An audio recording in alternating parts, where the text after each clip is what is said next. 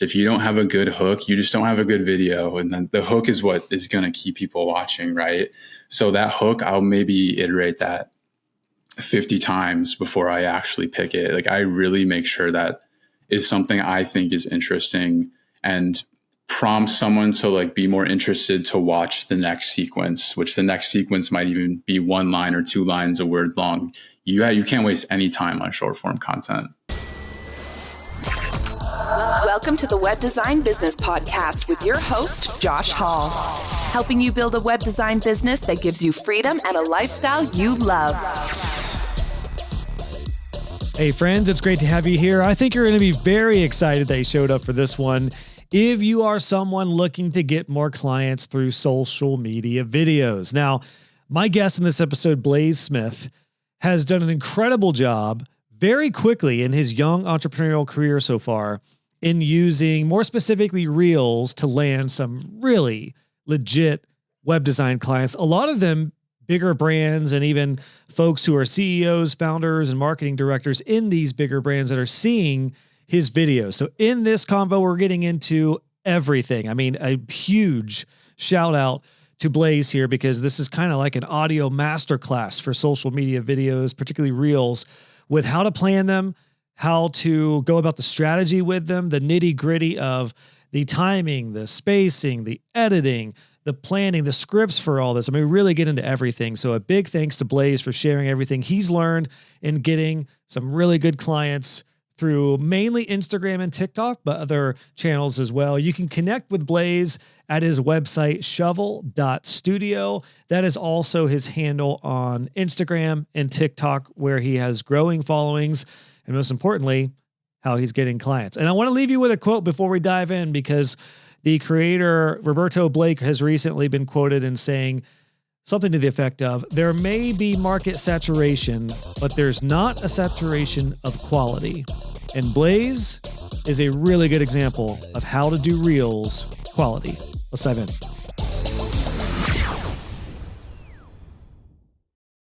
Blaze, what an honor to have you on this side of the show, man. Thanks for taking some time. And I think we're having some fun diving into your early into the journey and your social media epic rise so far, man. Yeah, I appreciate you having me on again. I've been a long time viewer, so it's like full circle to be on this podcast. And I think I've been really excited. My perspective, especially maybe coming from a younger perspective, is something I always enjoy to hear.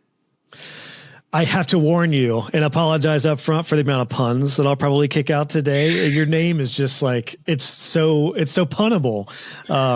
I probably couldn't control myself with a name like Blaze on my copywriting. It's been my whole life for 24 years, the Blaze jokes. I've heard every single one. I was going to say, you're well done. Yeah, you're well past that. So I'll try to keep it to a minimum, man. Well, hey, dude, so much we could potentially dive in here. I think what we talked about focusing on with you is your social media. And within the first year of your business, your Instagram in particular, you have gained over 12,000 followers. You have a very, very engaged post schedule. Like, I see your posts and see the Reels and see the amount of engagement you're getting. But I think most importantly, you're doing this in a way that's, really getting you clients. Is this the number one client acquisition channel for you, your Instagram? It's number one by far. I do attend a lot of personal networking events, or I did last year. And yeah, it's not even in comparison. And I tried cold outreach. Like, it's just social media. It all comes to me now through socials. So you are in your first year of business. Just give us like the quick summary or the highlights of the last year for you. Like, when did you start doing design? And I know you're full time now already. So what were the highlights of this last year? Yeah, I think for a lot of people, their early mid-20s are a lot of transitions and a lot of different things that just happen fast. But for me, it was end of last year, graduated college with a bachelor's, like finally after 6 years. I completed an internship. It was a good UX design internship at a big regional bank here in the Midwest. You actually might even know him, Josh. But all that to say is, like, the freelancing, the website design stuff was always in my mind, and it really picked up because I took off on social media, or maybe not took off in comparison to some people, but I did well on social media and was able to leverage that to get new leads and work. So officially, I've maybe been in business. I got my LLC like 8 months ago. And I've been into this full time for maybe 3, coming up on 4 months. Very new to it. So summer was July 24 that you like officially kicked off. And then, yeah, I mean, it was only a few months after that I remember you saying, yeah, I'm about ready to go full time now. And then you did go full time very, very, very quickly, just with the amount of leads and inbound you had, which is also an important thing too, I think, for folks to remember. It's like you had a pipeline of clients and a swarm of projects very quickly. So it's not like you were hurting for clients and then went full time and just hoped it worked out. Like you had some proof in a very short amount of time that you could do this thing. I did. And I think my story might be a little similar to you in the fact that like, I feel like I didn't really have a choice to go full time. Like I just was forced to do it. Maybe not forced is the word to use, but it was definitely in my best interest to go full time. My internship it seemed like it was going to be locked in to go full time, but then, my heart was more on freelancing. And then some weird organization changes came and it didn't seem as likely to me. So I'm like, okay, well, this is just the best option for me. And I've talked to my bosses. I talked to all my coworkers. It just made sense. They all supported me to do it. My family supported me, girlfriend. It was a pretty easy choice for me. Definitely nerve wracking though, for sure. Yeah. Now, before this, when you started freelancing, what was your, like, how were you getting clients initially? Was it the good old friends and family? Did you do some local networking? Was it social media right out of the gate? How did you get those first few clients? The first clients I ever had, this is when I was working full time, going to school, like maybe in 2022. So 3 years from now, it was just my best friend from high school, ended up being a business owner. He does like window tinting, and I made a website for him for like $800. And that to me at the time was like, whoa, this is a lot of money. Like, and I'm doing something that's not physical labor. I worked at FedEx at the time and it was so different. I thought it was so cool. And fast forward to maybe 2022, 2024, beginning of 2024, I was attending a lot of networking events, not BNI referrals, but it was more like tech events in the Milwaukee area. I'm based in Milwaukee too, by the way, which seems to have this growing interest in tech startup stuff. It's not quite there yet, but those are the type of people that you meet. And I did like little one-off projects, like 10 hours of UX work for this startup. And I'm like $400, and I was like, whoa, like this is so cool again. And then I started posting more on social media. The first video I ever posted was in January 2024 on TikTok, and it blew up right away. It was faceless. It was just some interesting design thing I found from Reddit. It got like 2 million views, and it was like the first or second video I posted. And I talked to an agency owner, and he was like, dude, like you should keep posting and get your face on this, do design reviews. And that stuck with me for a while. And eventually I went to London, came back, I felt refreshed. And in July I was like, hey, let's just start posting. And from there I started getting like more web design, full ground up build projects. And I do that on Webflow or Framer. Shopify is really the main platform I like to chase.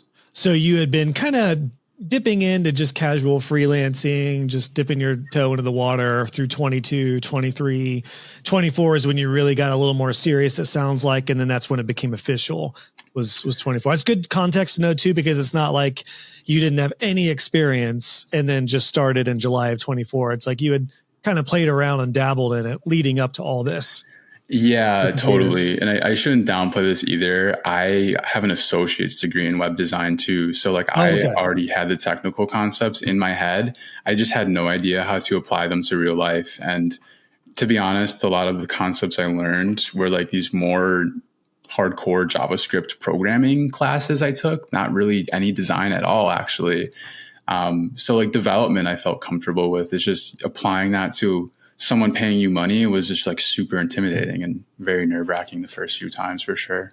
I didn't realize your TikTok has actually doubled your Instagram as far as your follower count. It's almost at 24,000. So did you start those two in tandem? Did you do Instagram and TikTok, or did you just start with TikTok? I just started with TikTok. TikTok is interesting nowadays, but back then it felt pretty easy.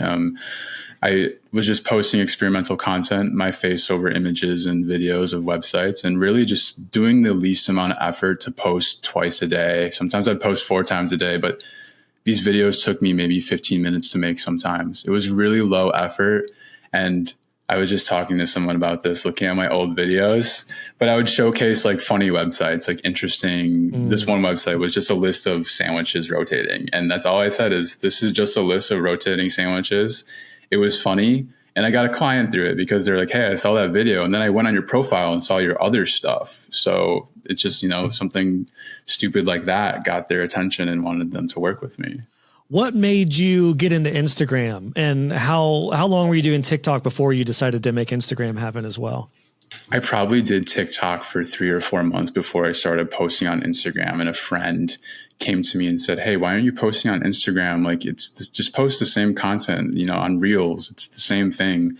You're probably going to have different viewership. And I did. And the engagement was very low on Instagram at first, but you might as well post across YouTube, Instagram, TikTok. And because they all have these short form kind of platforms to just post the stuff on, and the audiences differ significantly. I had no success on YouTube Shorts, at least with the content I'm posting. TikTok was doing well. And at the start, Instagram was not doing well. But I really do love Instagram. Naturally, it's a platform I'm always on. The audience I want to work with seems to be on it a little bit more. You can DM on Instagram, and that it's the most used thing on Instagram is DMs versus TikTok. DMs really, it's not existent because you have to follow the other person. It's a whole thing. On Instagram, you can pretty much just cold outreach to people, interact with your audience, actually talk to them there in private conversation. And I think that's what I really enjoy about it.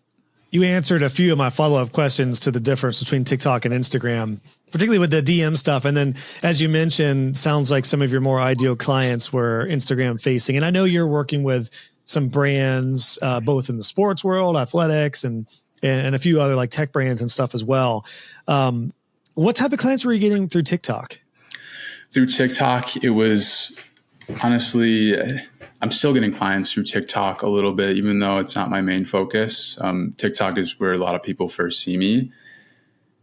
It varies. Like, they come in all shapes and sizes. You would be so surprised, and maybe you're not, but initially when I was posting, I didn't think CEOs of my favorite brands would be seeing my content, but now they are. So now maybe I should say names. Like, I don't know. I feel like it's good to say names and have it be recognizable to people, but like Herschel Supply, Jound, these huge brands that I didn't even think I would talk to, with international audiences that I've been supporting for years and just naturally love their products, reached out to me. The CEOs directly DM'd me through their actual brand account or their personal account. And that's just like a really cool thing to me. Did Ling from Ling Cars reach out to you? I saw you did a video for him, which he has one of the best, most notable classic websites ever online. I don't know. I sometimes post videos targeting these specific brands like on purpose, and I hope they DM me, but I don't think that one did. Yeah. Everyone wants to work with Ling's Cars. Everyone's got, if you haven't been through my design course, you need to go through lingscars.com. I think I mentioned that in my design course, but classic. Cool. So, and it does sound like too, I imagine some people who may see you on TikTok would probably just go to your website if there's not a good of a native DMing experience. I'm actually not on TikTok. I grabbed my handle, but I'm not active on it. So I didn't know too much about the DM stuff. So is that a lot of that traffic just going to your website, and then you hope you can pin down where they came from? Yeah, it gets the link would get a lot of traffic. I think I was getting like 3,500 visitors a month on my website from mostly just TikTok at the time. It's interesting now, like TikTok was really compatible to transfer people over to other platforms, but with that ban looming, and the ban kind of actually did happen for a while, they made that user experience just awful to convert people. And it's just not possible. Honestly, you have to go on Instagram and manually type in my name. You can't just press a link from my profile. They made it really difficult, and you can tell they're probably kind of salty, but from the actual standpoint of converting people to my link, it seems I never told anyone to go visit my link. They just naturally did it. And I think it's really important to have like one clean link in your profile. And I just had shovel.studio there, and people like, oh, matches that. It's pretty cool. when the ban happened for like, 3.5 hours or whatever it was, were you like, thank God I also put content on Instagram? Like, what was your thought when that went down? So that ban was looming for years, but it didn't hit me until I saw some of my favorite creators that aren't even related to web design posting, hey, like, goodbye to my audience. Like, this is it. And that was maybe like 2 months before the ban in November, December. And I was like, whoa, I really have to like make Instagram work and go all in on it and try different content for Instagram. So glad I did it though. Yeah, definitely. I'm happier on the platform. I actually really don't like TikTok that much, but yeah, it took a investment from my end to do that. Let's talk about the content itself, Blaze, because as you know, like, and you can probably imagine, you were a member of Pro for a while. One of the main questions I get is about marketing and content. And typically it's like, what type of content should I create? And I know this could differ on the platforms, but one of my big points is that you got to be really careful that you don't make content for DIYers or other DIYers can be okay, but potentially other web designers. I just see a lot of people make content wanting to get clients and they just get a bunch of other web designers who are not going to buy a $10,000 website. But I think you've struck an interesting chord with not really, it doesn't seem like you say like who the stuff is for. You just post content about like what's interesting in the world of design or flow or some of your projects. I mean, like, I don't know how deep you thought about your strategy, but if you could summarize, Blaze's content strategy, what is that? So I have this background of clothing brands. That's what brought me into like the entrepreneurial journey. When I was a teenager, I started clothing brands, got obsessed with screen printing, graphic design. That's when I started hiring like the first contractors to like do stuff for me. And it was so exciting. But in turn, I ended up being a web designer because making that Shopify website was so fun to me. And that's what converted me over. So clothing brands are like people I really enjoy. I find that clothing brand owners, they all come in different shapes and sizes, and they're so like interesting and just a lot more informal, which I like, coming from like a very formal corporate background. So in these videos, a lot of them you'll notice I'm breaking down clothing brand websites. I'm not saying the word clothing brand, but I'm showcasing these recognizable brands to this maybe more Gen Z millennial audience. Like this audience will recognize these brands, and they just naturally find the video more interesting because of that. And through that is how you hit these CEOs, the clothing brand owners, or maybe it's like, it's not always clothing brands, but it's kind of the majority of it. So a lot of my videos, in short, are about clothing brands because I want to work with clothing brands, but I'm not explicitly saying, hey, clothing brand owners, come watch this. I'm kind of making it accessible to everyone to watch. Are you tagging these owners or brands or profiles? Because you mentioned earlier, a lot of CEOs are seeing this. And I would imagine that just by posting content about FedEx or certain brands that they're probably getting flagged in some way. Like I know when my profile was mentioned online typically. So are you tagging people intentionally or hashtagging or anything like that?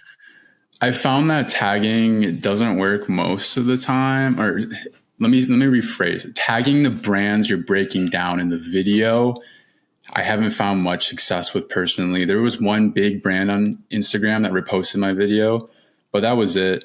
Tagging the people that created the website, they always repost it and engage with your content. And I'm sure you're like this too. Talking to other agency owners, web designers is awesome. And like just meeting them. And especially like for me, I have this, it's very niche, but like these people I look up to in the industry, and having them like support my videos is amazing. And I tag them in it and they always, repost it, reach out to DM or something like that. That's great. It's a cool idea. Great challenge too. I haven't really personally thought about that too much, but as I'm thinking about doing, a little better engagement on social media, just like everyone else is, I imagine, the thought of tagging people and just encouraging them to have content they could share. That's really, really cool. But you're doing it in a different way versus like I have the podcast and might do a reel, like there'll be a reel of you that you'll probably share, I would imagine, on your social media. But that's different than like posting a video of somebody's work and then giving it praise or critiques and having them share it, making it share worthy. Where did that, did being did doing some design for clothing and having some of that marketing background, did that help as you thought about how to make content that is shareable and a little more viral? Like, I mean, you had one that had a ton of views. So where did that come from? Where did your genius come from, please? So I grew up being a YouTube kid. I was a little 9-year-old in 2009 when YouTube first started. And I had these babysitters. There was like 4 boys and they were all in their middle school, high school age. And they exposed me to like, the platforms, what was cool and happening that my 9-year-old self wouldn't have been able to find on his own. So I've always kind of been a social media kid and, loved and found YouTube so fascinating, social platforms. I was posting videos when I was a little kid, skateboard videos, Lego videos, gaming videos. So I was like very much a social media kid. I lost it for a while, but it's obviously back now. And I think that really helped me like understand what's actually appealing. It's like I really post content I think I would find interesting. And I think my interest is kind of a good gauge of something, at least for my own content, I find. Do you have like categories or buckets of types of content in the way of like, do you have like a how-to type series of videos or like critique videos or review videos? Do you think about it like that, or you just wing it and go for it? I do. So right now, a lot of my videos you'll see are these like more time consuming animation videos that I all hand animate through Figma. And they're really great. They kill on Instagram, right? They're so time consuming. And right now, like I kind of want to go back to my roots a little bit and maybe split the formats and the packaging up more and just do simple green screen my face over some images and, videos. That's a lot less time consuming. So especially lately, like literally yesterday, I came up with a new plan. Hey, I'm going to do stills of slides these days and then do like a more fleshed out animation this day. And then just do a simple, more uncut green screen video of me this day. And I do think about that because doing the same thing every time, this animation, it gets old, it gets boring. My mind, is always on to the next thing that's actually exciting to me. It's really hard for me to work on something when I don't feel strong about it. So let's get nerdy and a little specific on this stuff. The videos themselves, of course, I'm going to recommend everyone check out either your Instagram or TikTok or website or all three to actually see some of this live. But I noticed there's some commonalities. You're typically always, like you said, green screen, transition or transparent background type thing. So you're thinking vertical first, of course, with Instagram and TikTok. How do you what's the process for these videos? Do you plan it out? Is it pretty like spot on, or do you just kind of wing it and try to keep it under at a minute or a couple minutes and then record yourself and then just edit it and tighten it down? What's the whole process with creating these? Yeah. And it's a good question because I'm asked this all the time. So I think initially I was scared to answer it. Because I'm like, hey, why wouldn't people just copy me and replicate me? But they can't do that because I have the reps in, I have my personality, they have their personalities. And I really think it is a lot of value to show off this process. But I always start with the scripts, and I was very informal, just posting whatever was at the top of my head when I started. But I'm at the point now where I am strict and I have like a filter of what I like actually post and don't post. It always starts with the scripts. Depends on the video. Let's say my more higher performing videos with more views, they're broadly appealing. So the script needs to be understandable at a 5th grade reading level or below, and don't use advanced words. Like a lot of web designers will say, hey, SEO, hey, navigation, use all these words. No one knows what that means. If you're not a web designer, you don't know what that means. I'm sorry, but you need this to appeal to everyone, especially, the business owners that aren't always and most of the time aren't technically literate with website terms, right? But that's just makes the net wider to get more views and make your video more accessible, because the people that do understand those terms are just going to understand the video even easier then. So why not make it accessible to everyone? Real quick. Sorry. Go ahead. I was just thinking like your transcripts or your outline, Is it like bullet points? Is this basically, are you writing essentially a blog post that you follow that could be repurposed? Like, what do your scripts look like? Is basically just like following bullet points for the most part. There's more to that in the script. So let's say if you have a bad hook, and the hook plays into the visual aspect as well, but really the script, that first thing, that maybe even the second thing you say too, definitely the second thing you say, that matters so much. If you don't have a good hook, you just don't have a good video. And then the hook is what is going to keep people watching, right? So that hook, I'll maybe iterate that 50 times before I actually pick it. Like, I really make sure that is something I think is interesting and prompts someone to like be more interested to watch the next sequence, which the next sequence might even be 1 line or 2 lines a word long. You can't waste any time on short form content. So I derailed you there, but that's great to know. And you're a follower of James Bernard as well. He told me the same thing with his videos. I know he's an influence for you, that he's like, everything starts with a script. He's like, I don't go right into recording anything. It's very intentionally a script or an outline before I even would think about recording something or making something. So sorry, Blaze, I took you away there, but yeah. So step 1 was kind of your script, but what's the next step for you? Yeah, no worries at all. That brought up a good point that I probably would have skimmed over. There's so much that goes into the script. You might see people like Mr. Beast say, I don't script anything, but Mr. Beast has natural talent. Let's admit that. Like, this guy he was built to make content. Not everyone's like that. So also start been with doing YouTube since he was like 4 months old. So yes. You get quicker at putting thoughts together, and you know how to do it after a while. Yeah. I'm sure with any skill, if you get the reps and time in, you're going to be naturally doing stuff as well. So really look at scripting, animating, all of this stuff as skills that you just need to flex your muscle and just get the reps in and learn. Another big point with the script is that, after the hook, you almost need another hook to get more interest. And you just have to be good at storytelling, saying, hey, like, this is that, like, you present a question, let's say, and then you answer the question instantly, but then you have to propose another question after that, or some other interest to keep them watching after that. And I think if you can get those first 2, like, good hooks down, you're going to have a really good watchable video. Short form videos, the viewership always dies off halfway through, but if you can get viewership over halfway through, I think you're killing it. At least from my point of view, my videos, that's what's I've seen on like the really good performers.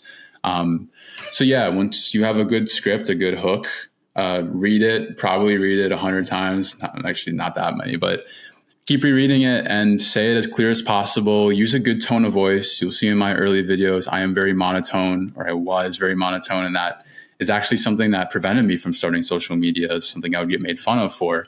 But I think, making so many videos now, I'm able to talk a little more, have a little more liveliness in my voice. So something, the tone of voice, your attitude really matters a lot. The way you say the scripts, I record it and just read it off my computer. I record on my Mac, just using my Mac mic or my Mac camera. I have a more professional mic now. Put that into CapCut. Use CapCut if you don't know how to edit. It's very simple. I recommend the desktop app. It crops your background out automatically. You can cut by the transcript. You don't have to manually sit there, and it saves you so much time. It's just fast.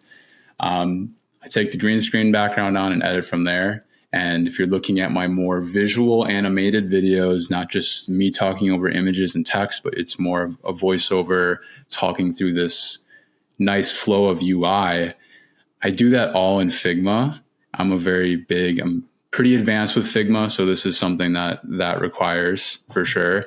Prototyping in Figma, you can make animations, and I screen record those animations, put it into CapCut, add satisfying sounds over it. And essentially that's the video. The closer of the video though should lead into the hook. So a lot of my videos, you'll find the end of them leads seamlessly back into the beginning, because for a new viewer on social media, it just keeps looping over and over, versus a follower, it's going to pause at the end of the video.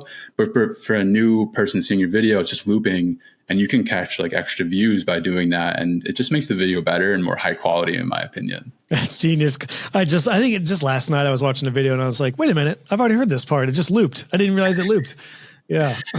you can kind of trick them. And I don't think it's like a bad trick. I think it actually makes the video seem like, oh, this was like a good video. I watched it all the way through and I'm still watching it. So yeah, I was going to say, especially if it's good and you want to rewatch it, or if you miss something or you're multitasking, or when we're just scrolling, it's like, you know, there's 82 things that you see in a few minutes. And then it's like, oh yeah, I want to hit, what was that again? That's genius. What's the timeline on these videos? Is it under a minute on all of them? Do you shoot for 30 seconds? For me, it varies per person. Some videos for some people kill with a minute long. For me, it's like 20 to 27 seconds ish are my best videos. And just for my schedule and stuff, like that's really all I have time for. You can imagine I'm busy with other projects, which is a whole nother conversation. Everyone wants to know how much time goes into a 27-second video. So describing a video with this animation, this Figma animation, it's roughly max 2.5 hours, which is not that bad, but do that every single day. And when you actually have huge projects, you know, you have 4 or 5 projects you're trying to balance at once. So, you know, it's not always your main priority. Yeah. I just had James on recently on the podcast, James Bernard, and we were talking about long form versus short form. And he reminded me that, because as you know, Blaze, I'm a long form guy. I like podcasts. I like meatier, longer YouTube tutorials. I didn't grow up in the short form world. So this is like news to me. A lot of this is like education for me. And he reminded me what takes me about like I could make a 45-minute YouTube video that would maybe take 2.5 hours. And you may make a 27-second video that may take 2.5 hours. And he reminded me it's actually way more post-production in editing to do a super short video that is hooky and grabby and catchy versus something that's a little more free form and a little more lengthy, like I'm a little more comfortable putting out. Yeah, I think you saw my first ever YouTube video. That took me 16 hours straight. I worked 16 hours from 9 a.m. on a Saturday all the way to like, you know, that night, like 2 or 3 a.m. that day. That's how long it took me to make that video. And that had Figma animations. Like I went all out for it.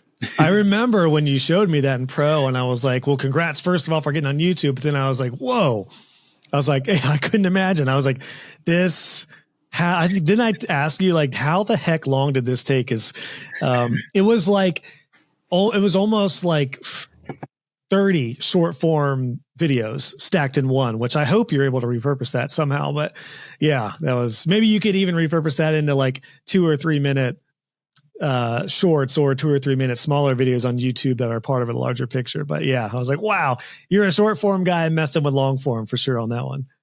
Yeah, you can definitely see it's almost like too much value in the video, which I don't know if that's a good thing or bad thing. It got a lot of good feedback. Maybe didn't get the views or anything. I actually really didn't have any expectations. I mean, 4,000, almost 5,000 views, 300 subscribers for my first video. I was like, oh, it's okay, I guess. Like, I don't know what's good. I think with that too, one thing to consider is it's short form that is going long form.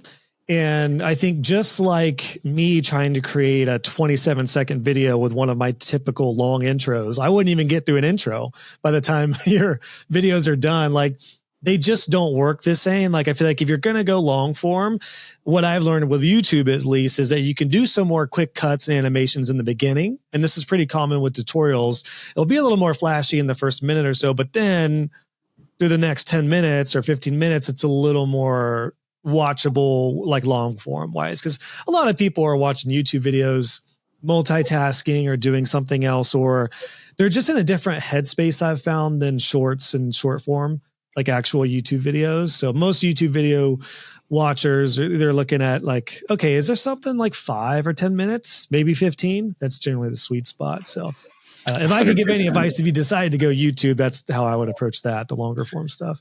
Yeah, I'm making another YouTube video. I hope to launch it at the end of this month. It's essentially the breakdown I'm doing now, but, you know, on a bigger variety of websites in a widescreen format. And just the script is taking me days. I don't even want to think about animation, which, you know, brings me up to another topic, is that I really feel like a Figma animator is a niche thing. And I don't know if I can have someone. I would love to contract someone out to do that for me, but that is something, not top of my priority, but something I think about going forward, because it is like 2.5 hours every day is so time consuming. Yeah. I mean, it reminds me that you were probably blowing up your diapers when Flash was out and the huge thing in the early thousands. Like that was all the rage when web design got kicked off, but it was that same idea of, I mean, really what you're doing with animations in Framer is a lot like Flash in the terms of like, you got a little sequence and you can adjust it. You can add different movements and overlays and everything. It's kind of the same process. And I just remember, I mean, it was just painstakingly brutal, as every animator or 3D artist will tell you. It's, it's brutal. Somebody told me recently they wanted to be, was it somebody in pro? Was it Alexia or somebody who said they wanted to be originally a 3D animator?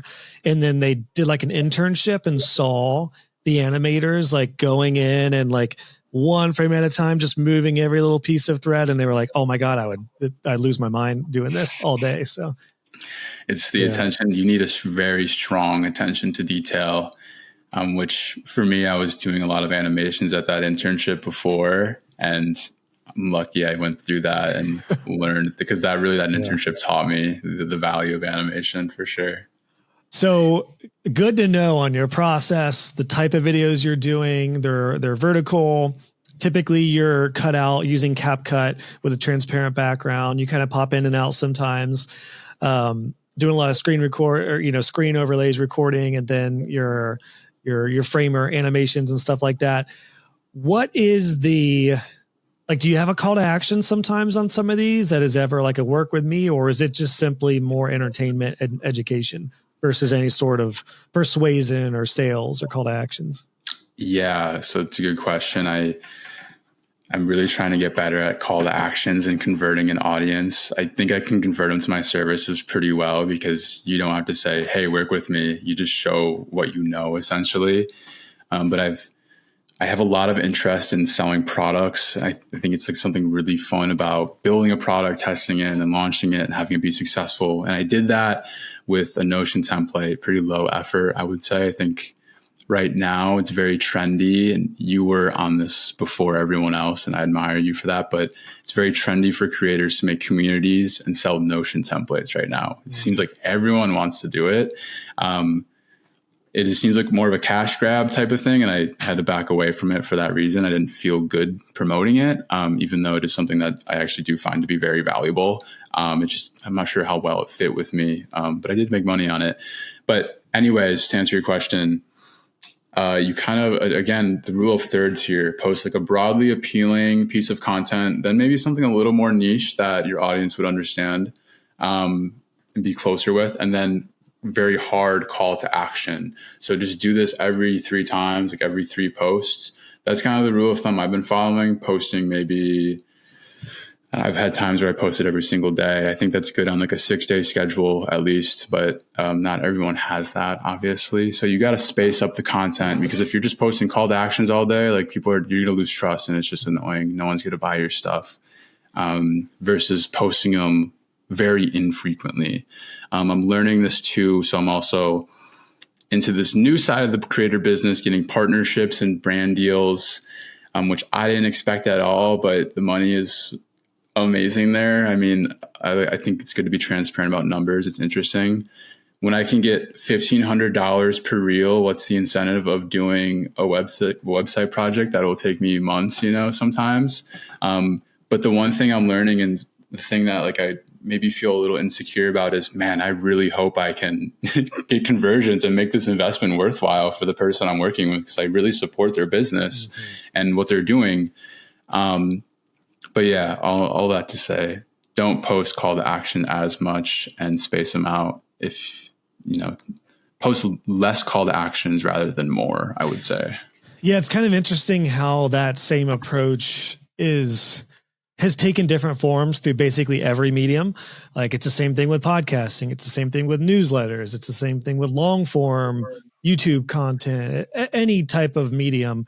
You want to have a balance of like entertainment, a little bit, education, primarily probably as a creator, at least an educational type creator like you are, or service-based creator. And then a little bit of call to action, because if you never tell people what to do, then the goal would just be views, unless you're like, no, I actually want you to work with me. So occasionally throw that in there. I think you're on the right track with that.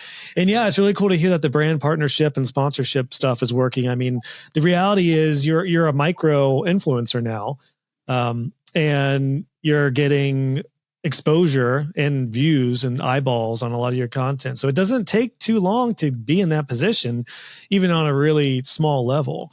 Or like, as you know, Blaze, I mean, my social media, even my YouTube, isn't massive, but it is an audience that are buyers, and it's an audience that are like owners and serious and committed. There's a really, really big difference going back to entertainment versus education, where education space creators make way more than entertainment space creators per view, like 10 times, maybe 100 times more. You can see this on YouTube analytics too. Like my videos that are longer form, that are like how-tos, will have a CPM, which is cost per mila. So cost per 1,000 views. Sometimes I was just looking, some of them are up to like $60 to $70 per 1,000 views that advertisers would pay. Whereas the more shorter form, slightly entertaining videos, those might get like 20 per 1,000. So same thing with social media. All that to say, like, it doesn't take too much before you're like, wow, I've got a lot of leverage with this. And I would imagine over the next, 2025 for sure, but even just the next few months, you'll probably have a lot more brand sponsorships roll in, opportunities. But as you said, it's a whole different ballgame. It's like a different part of the business, and you don't want to break your authenticity and trust as well, I'm sure. Yeah, I'm not like really pushing them as hard maybe as I should, because it is just easy money at the end of the day. But really interesting point on the education video. Like, you're totally right. Like, audience of buyers versus more people casually watching. I really feel like I have more people casually watching me. Granted, maybe I have a bigger audience. Something I really want to maybe change up one day. For now, I'm really focused on just getting to like the number 100,000 for some reason in my head is like really exciting. Like, that's when I'm like, okay, I did this. There's so much to it that as far as a follower count. Yeah. And, with getting these brand deals too, there's people saying, hey, been watching you forever, and they really look up to me, and like they'll believe anything I say. And maybe it's imposter syndrome, but I see other creators. I'll bring him up. UI Adrian, for example, he's a huge designer on social media. This guy built like a $50,000 per month agency building framer websites like last year. And now he's going up to $100,000. Like, to me, having that credibility is so valuable. And for you, even, you were in web design for 10 years. You built an agency, you sold the agency. Like, for me, that's the dream, and that's undeniable proof of success.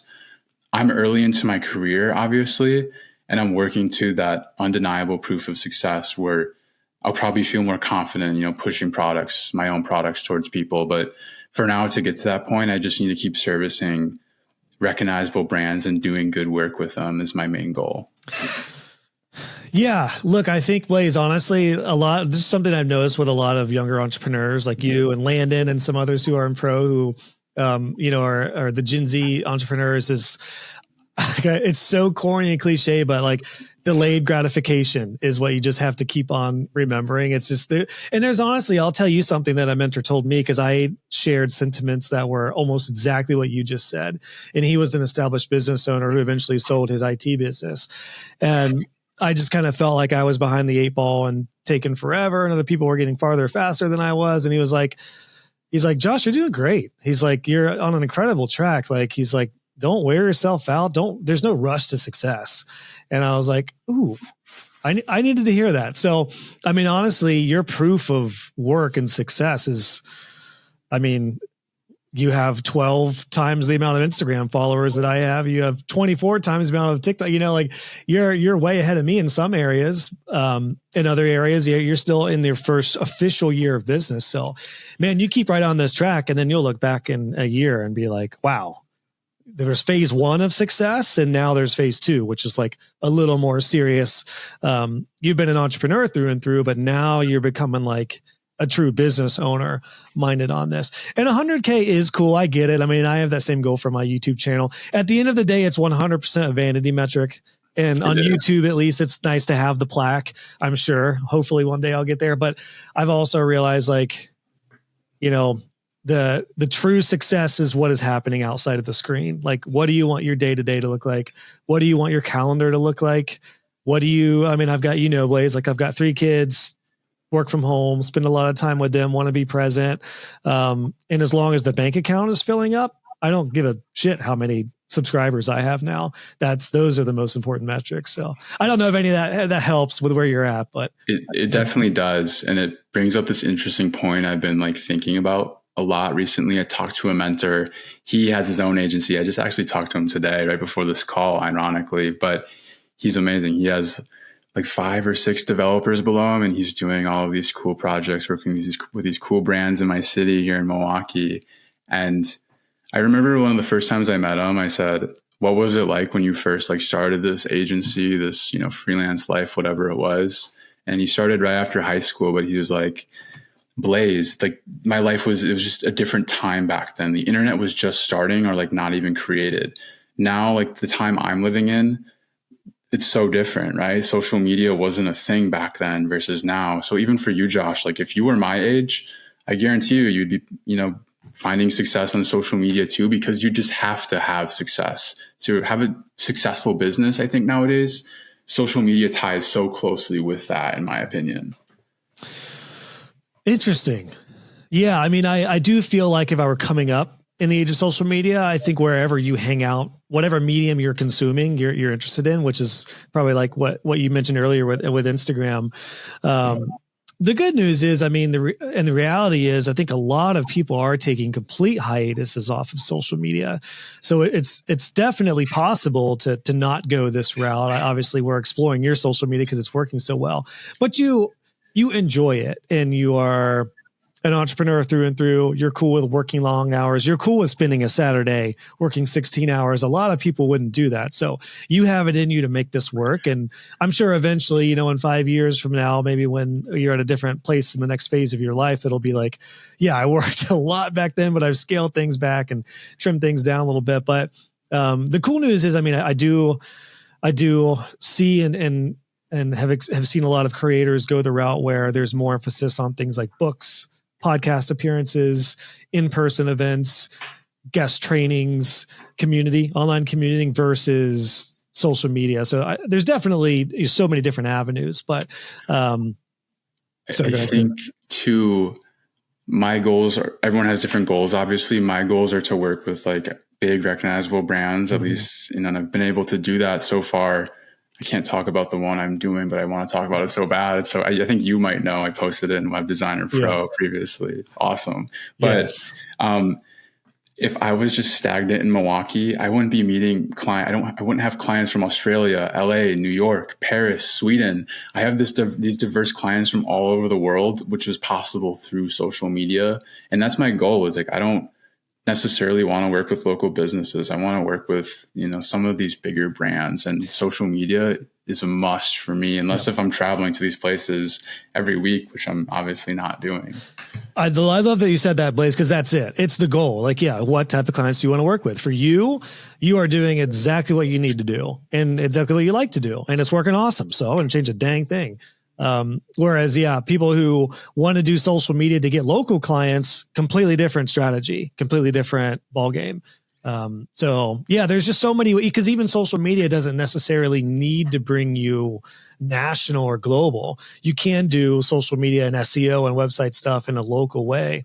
Like I have some colleagues who are really active on social media, and it's all about local stuff. It's all Columbus. It's all a couple suburbs outside of Columbus. You're spot on with that, man. You're totally right. And the client we can't mention live because I think there's an NDR that you have. The cool thing about that is knowing who you're talking about.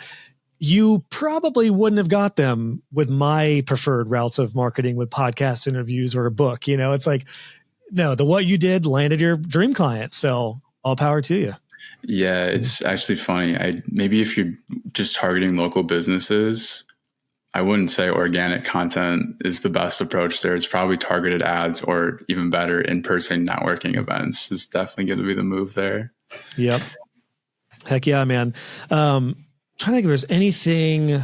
You really answered so many questions about your process and how you're going about these videos. I am curious, ideation. Do you have like a mastered spreadsheet that has 2,000 ideas at this point? Are you just winging it and just every day creating something and you're just flying by the seat of your pants? What's the pipeline look like for content creation for you? Yeah, I'm a very strong believer of that. When you sit there and try to make ideas, it's probably not the most effective use of your time. I think it's very effective, though, to write an idea as soon as it hits your head. For me, it's like when I'm about to fall asleep or if I'm driving, like doing these mundane activities is just how it, makes my mind wander and find ideas, think of ideas. But you have to write them down. Any creative will say this, you have to write those ideas down right away. For me, I have them all stored in my Notion template. My Notion page is kind of like how I run my business, honestly, but I don't know if that's the best way to do it. It's just how it works for me.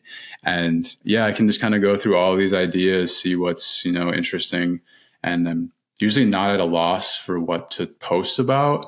I will say, like, there are some times in social media to chase trends. So there was a huge brand. I don't want to mention this brand because there's controversy behind them, but I posted about this huge brand recently and their website got taken down by Shopify. And I posted it at the right time. It was a very controversial brand, and that video did amazing, like 200,000 views on Instagram, and actually brought me a really big, high-profile client too. So the timing of that was perfect for me, and I knew it was because they just launched this website. It's a big brand everyone knows about. So there's things like that too, to be in the know of what's happening in news and brand trends and stuff like that. How has one thing we haven't really talked about is the services behind all this? How have your services evolved? I mean, I know some of this because you were in pro for quite a while, but like how have your services evolved while you're doing the social media? Have you cut out certain services you were doing last year? Have you really nailed down like your tool stack? What's the business side of things? How has that evolved since your social media has blown up? Yeah, before social media, like the project I had literally before I started posting consistently on social was like a UX UI project, like 10 hours total for a startup. And I didn't really enjoy that, like just focusing on the flow, something they already built. I think it's more exciting to build stuff from the ground up or redesign stuff. This was not as visual of a project, I guess. It was more UX focused. I didn't really find that fun.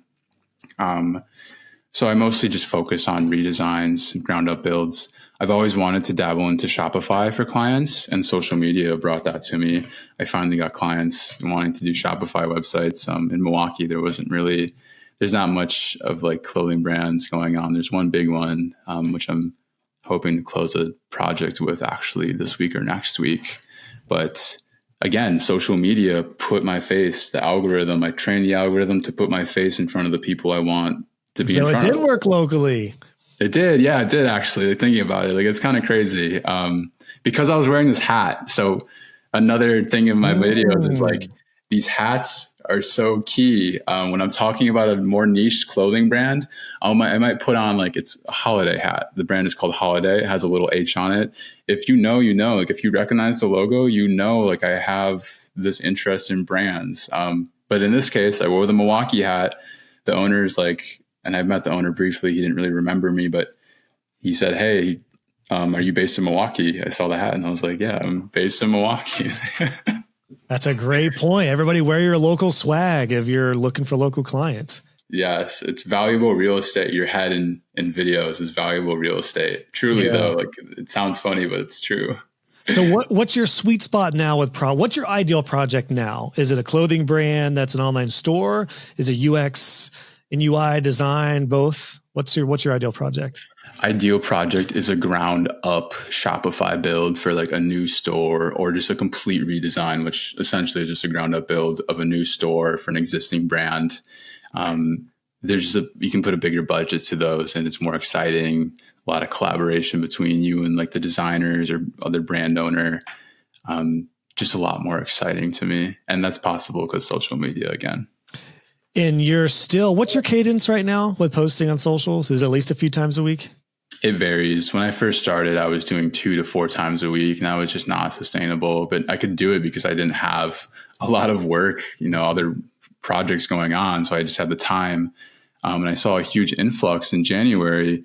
I think I went up almost 10,000 followers on Instagram, like almost all of my followers on Instagram in January, because I didn't have any projects going on. I kind of got into this full-time business thing at a weird time because, the holidays, there's just no leads or new work coming in. So I had time, and I was posting 5 times a week. That's ideal to me. Realistically, when I'm running projects, maybe 3 times a week, I would say. And again, I'm still working on this. I'm trying different formats and packaging. I'm trying to not only post videos that take me 2.5 hours to make. Ideally, like a video would take me not even 30 minutes to make, and I can post something good. Nice. And we talked about that in Pro. I forget if you were in on that, but we talked about like, what do you do during the holidays when things are a little dry typically? Because it's not uncommon and it makes sense. Business owners everyone's busy with family and everything else. Not too many people want to like drop a huge project and get things going on December 23rd. So that is the time to post content and to be top of mind, because as soon as the new year hits, who's top of mind? Whoever they're seeing a lot, whether it's a newsletter, podcast, social media, or whatever. So yeah, you did that right, man. I love hearing that this past month has been great for you. I was curious about your cadence because your business is growing. You've got a lot of different opportunities. I know you've started to scale. You're starting to hire out more and more.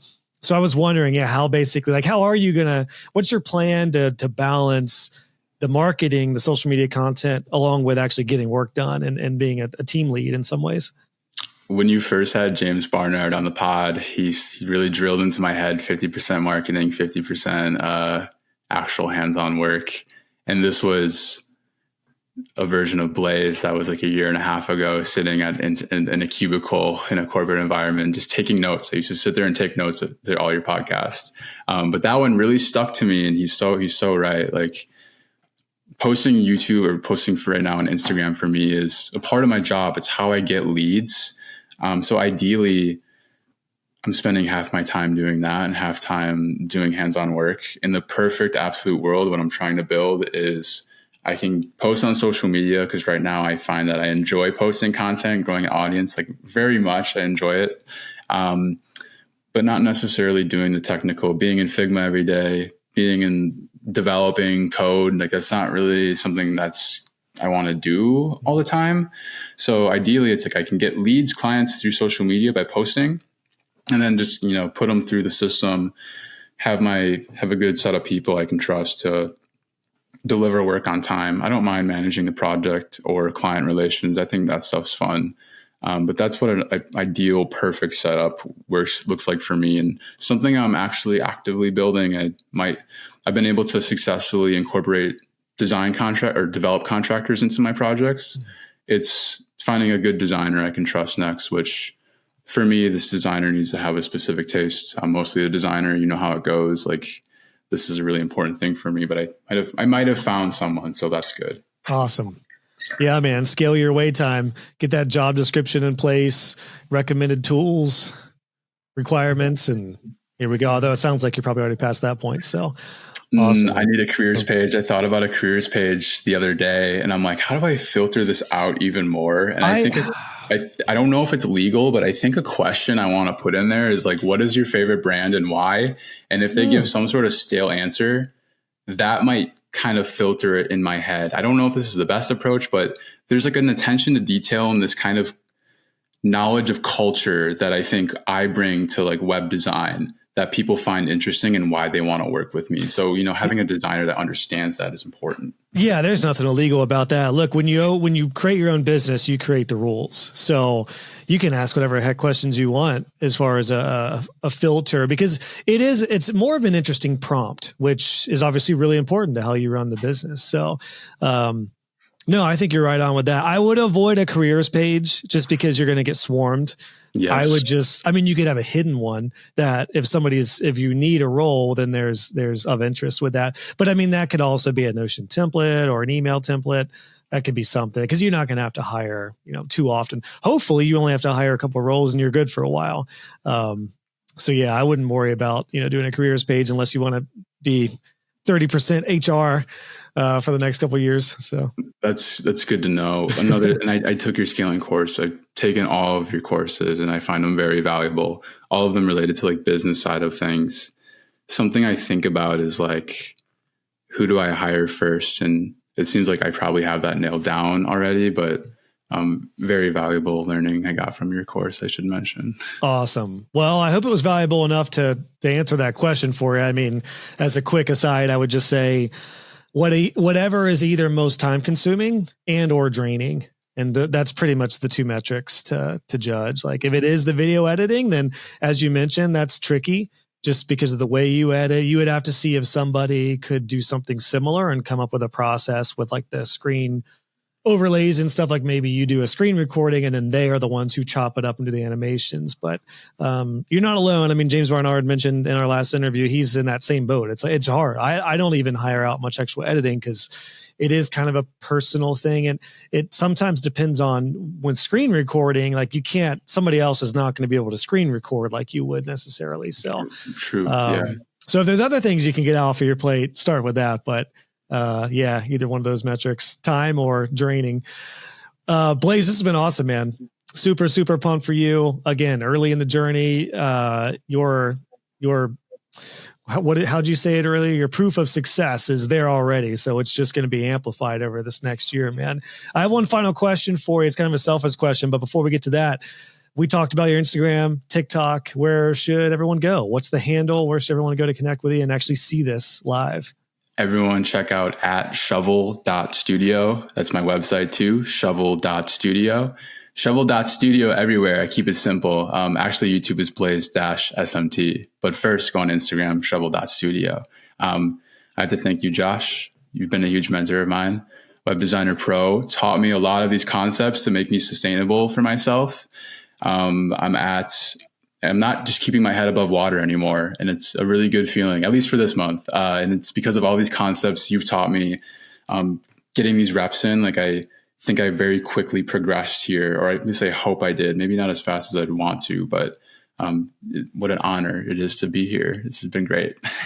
Well, dude, thank you for saying that. I know you're taking a little break right now, but sometimes that happens. So that's what I've learned with a membership. I never take it personally when somebody, makes some progress and then has other things to move on. Especially, you got a lot of irons in the fire, and I feel like you got to a point where, you might be good for a little while, but the door is always open for you to come back when the time is right. So, yeah, man, it's been an honor to see what you've done and be a part of your journey just to this point. So I hope some of the foundation we laid, I know the foundation we laid is going to be there for a long time for you. So the honor is on this side of the table, man. That actually brings me to my last question, which is purely selfish because we talked about you being a short form guy, but I'm a long form guy. So what made you attracted to my stuff? Was it the podcast? Was it YouTube? What, I'm sure it wasn't social media. I don't think you probably saw my Instagram and said, that's who I want to follow.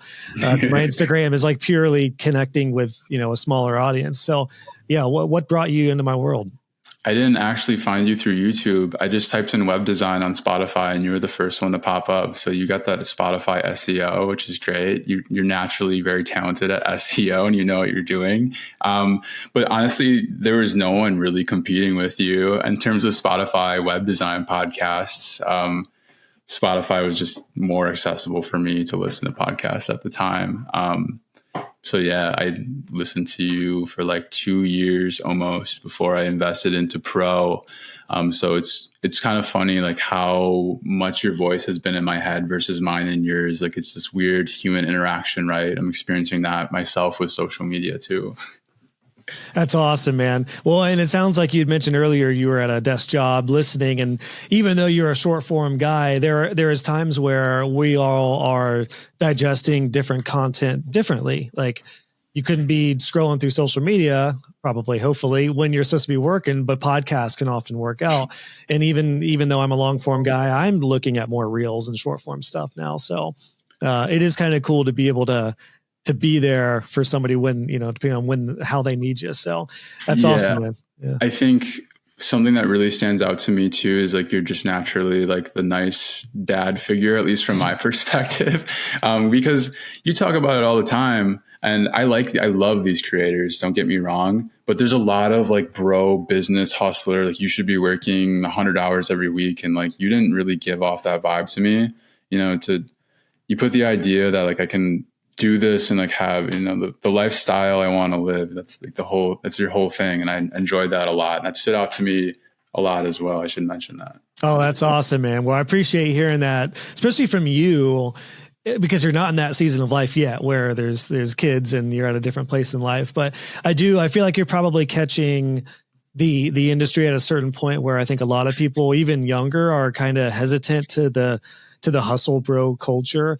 And I mean, I'm all about hard work and there is seasons of hustle, but it's the culture of the hustle. And then, you will see, as just I saw, you'll see a lot of agency owners burn out and get divorced and not know their kids. And I learned very quickly, I don't want to be that agency owner. So I'm glad that seed has been planted early on for you, man. And again, another honor to be a mentor for you. Yeah, it's full circle. It's all about goals. Again, I don't really care to make $100 million a month. I just want to make enough a month to eventually, have kids, have a nice car, maybe have a nice apartment, have some nice clothes. I don't need $1 billion. And that's what the bro hustlers really push, I think. Well, by the end of this year, I think you'll have most of that. And I imagine you'll probably land some brand partnership deals with clothing companies and you'll probably get the clothes for free. So your goals may be hit by the end of 2025, man. The free clothes have already came in. It's kind of crazy, actually. Wow. It's a weird thing. Oh, that's awesome, dude. I remember in my band days, side note, complete tangent, but we got sponsored by Chipotle. We got 25 free burritos to put a Chipotle sign on our merch. And it was the coolest feeling ever. It was like, oh my God, we're sponsored by Chipotle. Absolute dream. And it's something you should talk about more. He went from 25 to burritos to 300,000 a year. Like, yes. Pretty good come up there. Yes. The burritos are still a highlight for me. It would still be I would take that deal. So Chipotle, hit me up. I'll throw you on some of my stuff and we'll make it happen. Awesome, Blaze. Well, thanks, man. This has been great. Keep it up. We'll keep in touch and listen, I'm sure the Blaze of 5 years ago is listening to this right now thinking, thank you, Blaze. So you're already in a mentor role, man. So appreciate you, dude. Keep it up. Yeah, I appreciate it. Dream come true. See you guys. Awesome stuff. Again, huge thanks to Blaze for really sharing the ins and outs of his process. I'm sure I can speak for him in saying, we hope this helps you in your video and reels efforts in getting clients. I know for me personally, this was a huge help. So thanks to Blaze. In a way, I was kind of a student in this one as an old geezer at 38 now. So I really hope you enjoyed this one. We would love to hear your comments and your takeaways. You can go to the show notes for this episode, which will have all the links we mentioned at joshhall.co/374. Reminder, you can go to his website, shovel.studio, and there will be links to all of his social media. And I want to say, if Blaze is listening at the very end of this, I took Blaze's advice, my man, and I made your intro 27 seconds. So I'm learning. Thanks for tuning in, everybody. I hope you enjoyed this one. Make sure you subscribe because more doozies like this one coming at you.